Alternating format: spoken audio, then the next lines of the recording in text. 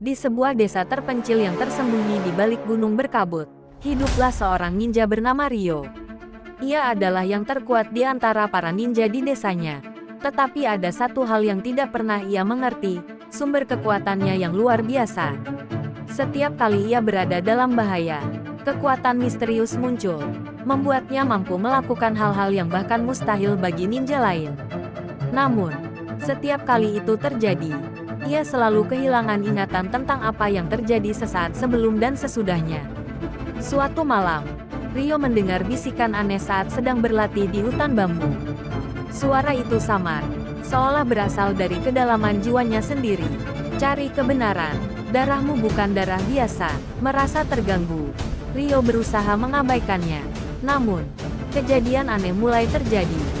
Ia mendapati dirinya berada di tengah desa yang terbakar tanpa mengingat bagaimana ia bisa sampai di sana. Tubuhnya berlumuran darah musuh yang sudah tak bernyawa. Penduduk desa menatapnya dengan ketakutan. "Ryo, apa yang telah kau lakukan?" Suara kepala desa bergetar, namun Ryo tidak memiliki jawaban. Ia hanya merasa ada kekuatan dalam dirinya yang semakin sulit dikendalikan. Ryo mencari jawaban. Ia pergi ke kuil tua tempat gulungan-gulungan kuno disimpan. Saat ia membuka gulungan tertua, dadanya berdebar.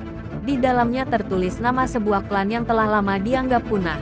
Klan Kurokami legendaris yang konon memiliki darah iblis di tubuh mereka. Ryo menelusuri lebih jauh dan menemukan fakta mengejutkan. Ia adalah keturunan terakhir klan tersebut. Klan Kurokami tidak punah, tetapi dihancurkan oleh kekuatan besar yang takut pada kebangkitan mereka. "Kekuatanku berasal dari darah iblis," pikirnya ngeri. Saat Ryo berusaha memahami asal-usulnya, seorang pria bertopeng muncul dari kegelapan. "Kau telah menemukan kebenaran, Ryo," kata pria itu. "Tapi kau belum tahu segalanya." Pria bertopeng itu memperkenalkan dirinya sebagai Shinji, seorang pemburu yang selama ini mengawasi Ryo. Ia mengungkapkan bahwa ada organisasi rahasia yang memburu keturunan klan Kurokami untuk mencegah kebangkitan mereka.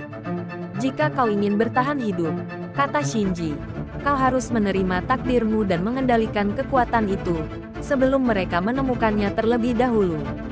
Sebelum Ryo bisa bertanya lebih jauh, desa tempatnya tinggal tiba-tiba diserang oleh pasukan bertopeng.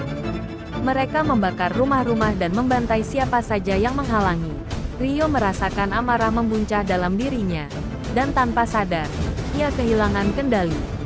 Matanya berubah merah menyala, tubuhnya bergerak tanpa kendali, dan dalam sekejap, musuh-musuhnya terkapar tak bernyawa. Namun, ketika kesadarannya kembali, ia melihat horor di mata penduduk yang selamat. Mereka ketakutan bukan kepada musuh, tetapi kepada dirinya. "Apa yang telah kulakukan?" bisiknya, menyadari bahwa ia adalah ancaman bagi orang-orang yang ia cintai. Ryo memutuskan untuk pergi. Ia harus menemukan cara untuk mengendalikan kekuatannya sebelum ia menjadi monster yang ditakuti semua orang. Dengan bimbingan Shinji, ia memulai perjalanan menuju tempat tersembunyi yang konon menyimpan rahasia tentang klan Kurokami. Namun, di balik bayangan, organisasi rahasia yang memburunya mulai bergerak. Mereka tidak akan membiarkan Ryo menemukan kebenaran, karena jika ia berhasil, dunia akan menghadapi kekuatan yang bahkan mereka tak mampu hentikan. Dengan masa lalu yang penuh misteri dan masa depan yang belum pasti, Ryo berjalan di jalan yang berbahaya. Ia tidak tahu siapa kawan dan siapa lawan.